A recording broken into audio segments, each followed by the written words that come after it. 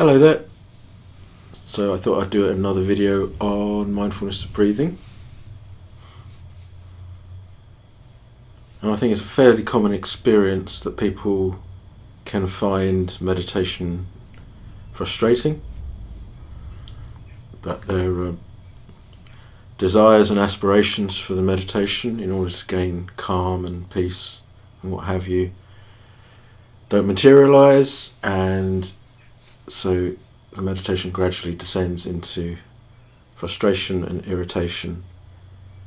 And that's such a shame, and it's based not so much on the application to the practice, but the attitude behind the application can sometimes be off, and so that creates the necessary conditions for then this irritation and disappointment to arise.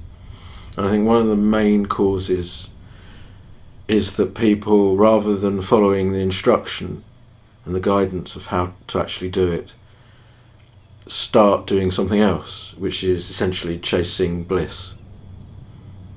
So we have an idea in our minds of what we think mindfulness of breathing should give us. No hindrances, so no neurotic preoccupation like worry, anxiety, and so forth. And instead, what we should experience is tranquility, calm, bliss, insight, a number of different mental qualities will be listed as being ideal, and then we have the reality of what we discover when we start to actually practice mindfulness of breathing. And it is the frustration and the irritation is arising out of the comparison between what we expect and the reality that's actually unfolding.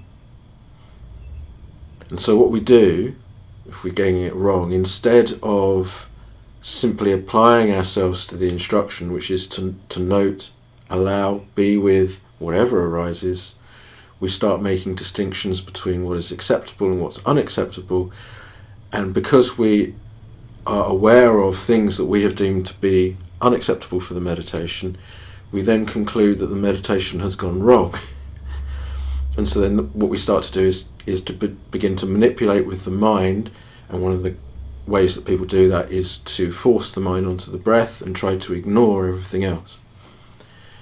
And that's a recipe for, how to put it, that's a recipe for frustration, irritation, restlessness, tension. It's not a recipe for bliss, peace, calm. So there are a number of different aspects to this, but firstly, most important, you have to get your attitude right going into the meditation. So spending some time, just a few moments before you even go to sit. I advise students to before they have the idea, right, it's time to meditate, whatever you're doing in that moment, just there, before you go off to meditate, think it through. Just think it through first. So you've got this really clear comprehension of your purpose before you sit down. So let's just review it. Okay, so we make sure the area where we're going to meditate is tidy. We perhaps intelligently spend some time having thought about how we're going to practice. We then spend some time perhaps generating a sense of appreciation for all that life gives us, or recollecting the Buddha, the Dhamma, or the Sangha as a way of calming the mind, or practicing some loving kindness meditation as a way of calming the mind, damping the mind down. Okay. Then we come on to the breathing process itself, and we know that the idea is that we just lightly attend to the breathing process. At the House of Tranquillity, we use the sensation of the muscles connected to the abdomen and the breathing process, just the small changes in those. And the idea is that it's a very light attention that allows room for the mind to wander. I know that sounds counterintuitive, but really this is the way you want to go around it. yes, you choose the breath as your main object, your main anchor, but then you practice inclusion. You include things which are not looking at the breath as valid objects in the meditation. Now, if it's strict mindfulness of breathing, then what you want to do is just make a quick, the mind adverts it's got attracted to some other object, thinking process. When we become aware of it, we note it and then very quickly bring the attention back to the breathing process. So all the time we're preferring the breath, but we're including these other objects, whatever they are. And this is really important, because see, what a lot of people do is they try to exclude the unwanted. And so they're putting up this kind of psychological barrier to the unwanted. But in order to exclude the unwanted, you actually have to think about it. So we find ourselves thinking more and more and more about the very thing that we're trying to exclude, and it doesn't work. And then we become frustrated and annoyed because the meditation isn't working, in inverted commas. Okay. So by being inclusive, you're not erecting that barrier, you're not trying to be exclusive. What you're doing is you are including to then be able to disregard. And by disregard, what I mean is you've included it and you've recognized that it's got nothing to do with your main object, your main preference, which is for the breathing process. So you've included it, you've noted it, and you've gone, yeah, but that's not what I'm here to dwell on. So you're not coming from resistance. You're not trying to exclude. You're not building psychological barriers to anything. You're including it and then going, yeah, but anyway, back to the breath.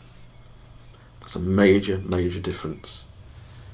So you have to practice faith, patience, the willingness, the understanding that what appears to be a long way round is actually the shortcut. You'll save yourself so much more time through adopting this approach than adopting an exclusionary approach, right? But you always prefer the breath.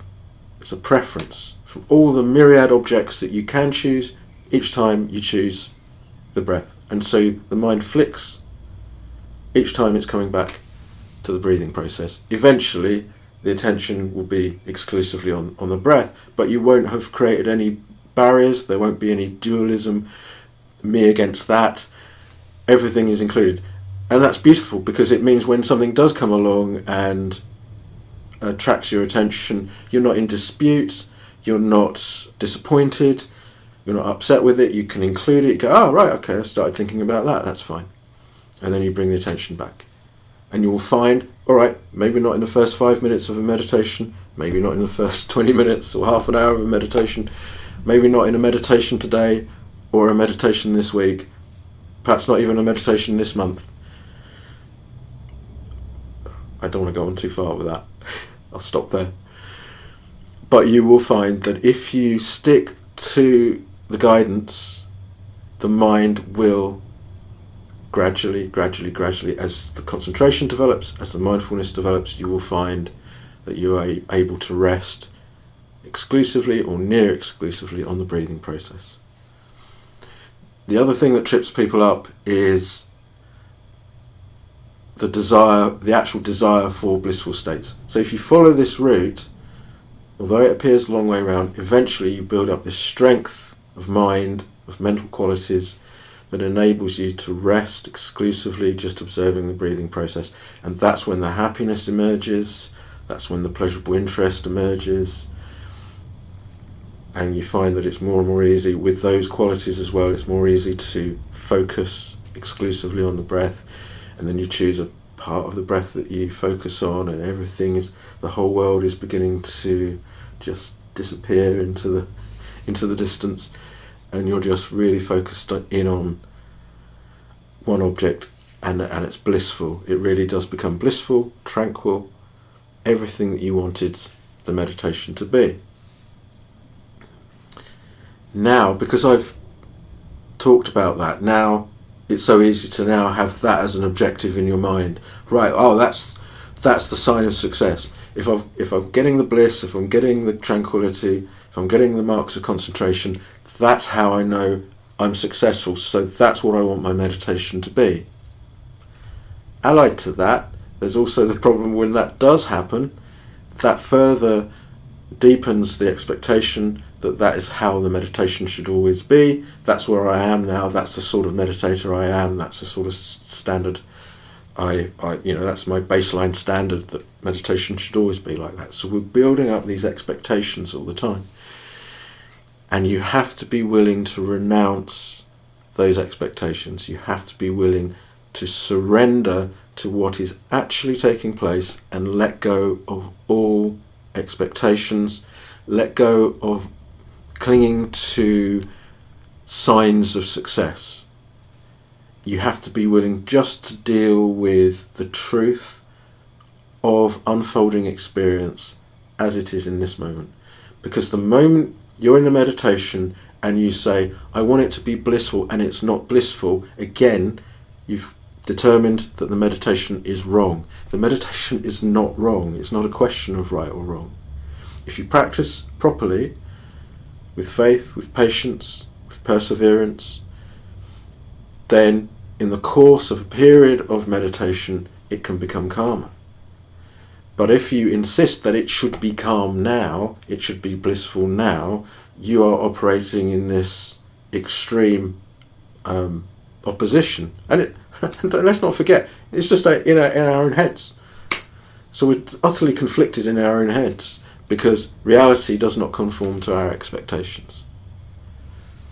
So, on the one hand, you need to let go of the expectation that meditation will never have the wrong objects in it. It will never have hindrances in it. It will never have unwanted thoughts or unwanted objects in it. You have to let go of that because it will. You also have to let go of the idea that you will have the mental states that you do want. Because the truth is, anything can come up. Meditation is an exercise in uncertainty, in resting in the uncertainty of now. And now is inherently uncertain because there are an infinite number of conditions at work at any given moment and you cannot control them. And so it's learning to rest. If it's mindfulness of breathing, then we're just observing the flow of the breath, but with a spacious mindset and an attitude which says, yeah, I'm going to include and patiently note all these other things that... Well, really, patience is based on the premise that you will get what you want. And you have to abandon that sense of wanting anything, really. So if you can truly abandon any expectation whatsoever, then you don't need patience. You just need application. But you understand what I mean. It's just you are content to follow the breath with the mind's eye, the in-breath and the out-breath. And there are these myriad other objects that the mind becomes interested in, and we remain open. And that openness is a proactive willingness to allow those things to happen, note them, include them, then disregard them, come back to the breathing each time. Okay, and with time and experience, you get the knowledge born of experience that if I just continue in that simple way, paying attention to the breath, noting, then over time all those marks of a concentrating mind start to come together, and all the mental states that you wanted come together. But it first starts with a renunciation, a surrender, a letting go of expectations and dealing with the reality as it's unfolding. Yeah. Till the next time.